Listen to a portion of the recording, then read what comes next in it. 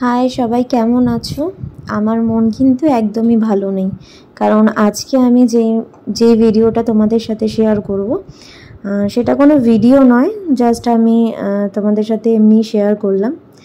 তো আমার মায়ের কাজ, মানে আমার মায়ের মানে ডেথ হয়ে যায় 3 বছর হয়েছে 4ই অক্টোবর।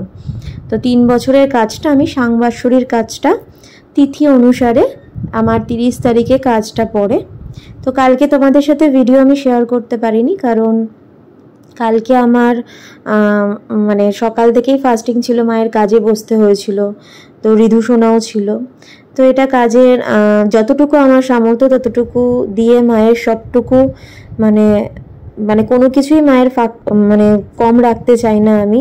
আমার এখনও মনে হয় প্রত্যেক বছর যদি মায়ের কাজটা আমি সাংবাৎসরিক কাজটা করি, তাহলে মা যেখানেই থাকবে খুব ভালো থাকবে। আর মায়ের হয়তো কোনো কষ্ট, যতটা কষ্ট এখানে পেয়েছে, হয়তো মা খুব ভালো থাকবে। তো তারই শান্তির কামনার জন্য আমি, তার আত্মার শান্তির কামনার জন্য, আর মা তুমি যেখানেই থেকো খুব ভালো থেকো, এই জন্য তোমার সোনা তোমার কাজটা প্রত্যেক বছরই তিথি অনুসারে করে, এবং আমি যতদিন বেঁচে থাকবো ততদিনই মা তোমার কাজটা আমি এভাবেই করে যেতে পারি, যেন তুমি আমায় আশীর্বাদ করো। তো কিছুই না, মানে যতটুকু পেরেছি মাকে নিজের মতো করে দিয়েছি। তো প্রত্যেকবারই মায়ের জন্য একটা করে শাড়ি কিনি, মা থাকলে হয়তো একটা জায়গায় অনেকগুলোই দিতাম, বাট এই দিনটা আমি কোনোদিন ভাবতে পারিনি যে আমার জীবনে আসবে, আর এত তাড়াতাড়ি আমার সব থেকে প্রিয় মানুষটা আমার লাইফ থেকে চলে যাবে। তো কখনো কখনো খুব একা মনে হয় আর খুব কষ্ট হয় মায়ের জন্য। আর এই আজকের দিনটা কাজ করে কিছুটা হলেও একটু আনন্দ, একটু শান্তি পাই আমি, কারণ আমি আমার মায়ের কাজটা করতে পারছি এর জন্য। তো কোনোদিন মায়ের এরকম পিণ্ডদান করব, কোনোদিন মায়ের এরকমভাবে শ্রাদ্ধ শান্তি বা সাংবাৎসরিক কাজ করব, এটা কোনোদিন হয়তো আমি চাইনি, বাট জানি না কেন ভগবান আমার সাথে এরকম করলো, তো আমাকে কাজটা করতে হচ্ছে। তো আমি ঋধুসোনাকে রেখে দিয়েছিলাম, ও মানে আমাকে ছাড়া অনেকটা টাইমই ছিল, কারণ কাজ করতে আমার অনেকটা টাইমই লেগেছে। তো এ কাজ শুধু নয়, মায়ের যাবতীয় খাবার দাবার, যেহেতু আমি কাজে বসেছিলাম, তার জন্য রাজা সব কিছু মায়ের পছন্দের মতো, মানে আমার মা যেগুলো খেতে ভালোবাসতো, লতি থেকে কচুর লতি, কচুর শাক, ভেজ ডাল, চিকেন, মাটন, মাছ, ভাজা ভুজি, তারপর মা যেগুলো খেতে ভালোবাসতো, কোল্ড ড্রিঙ্কস, আরও অনেক কিছু। তোমাদের কি কি করে দিয়েছি, মানে কি কি করে দিয়েছে রাজা, বানিয়ে দিয়েছে, সেটা সব কিছুই তোমাদের সাথে শেয়ার করব। বিয়ের পর থেকেই আমি কাজটা করছি, মানে সাংবাৎসরিক কাজটা। তো যতটুকু আমার সামর্থ্য ততটুকু মতোই আমি করি। আর যেহেতু আমি কাজে বসি বলে সেদিনকে রাজা কিন্তু মায়ের মানে সব রান্না বান্না যেগুলো মাকে দেওয়া হয় সব কিছুই কিন্তু ও করে। তো রান্না বান্না সব রাজাই করে দিয়েছিল, আর শান্তনুদা আমায় কাজে বসিয়ে কাজটা করাচ্ছিল। আর ঋধুসোনা ছিল, ওই ঘরে ছিল।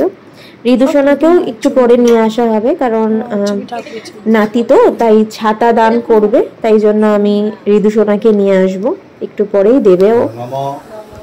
তো আজকে মাকে শাড়িটাও নিজের হাতেই পরিয়েছি।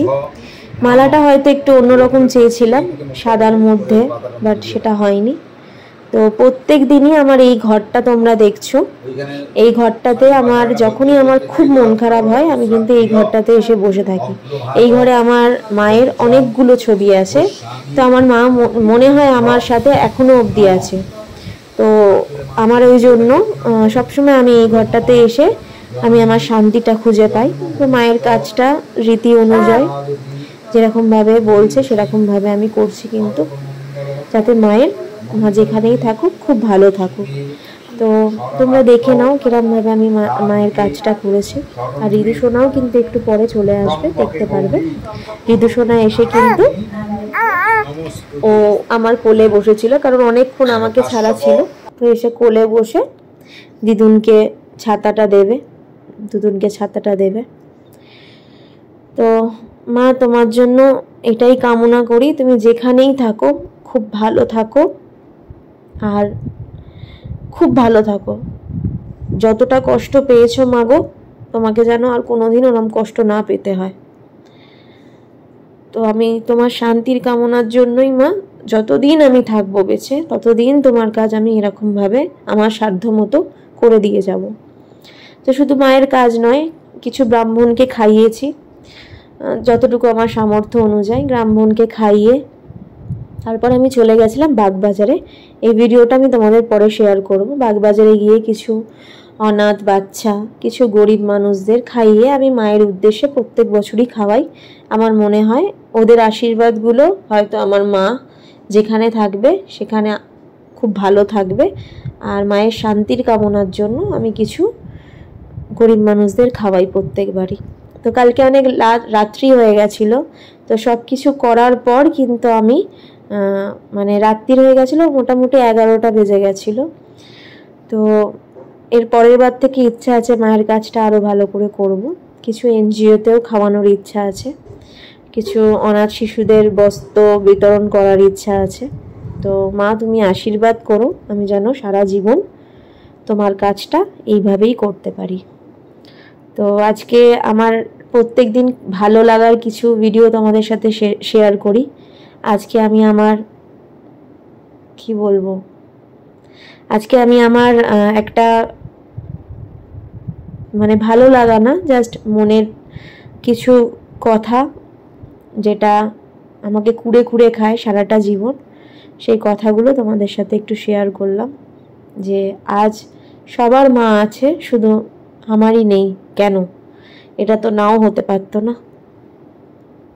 কেন আমি মাকে ছাড়া রয়েছি? কেন সর্বহারা মাতৃহারা আমি হয়ে গেলাম? তো মা, তুমি যেখানেই থেকো খুব ভালো থেকো। আজকে খুব মন খারাপের আর খুব মানে কষ্টের একটা ভিডিও তোমাদের সাথে শেয়ার করলাম। তো দেখে নাও আমি মায়ের কাজটা কিরকম ভাবে করছি।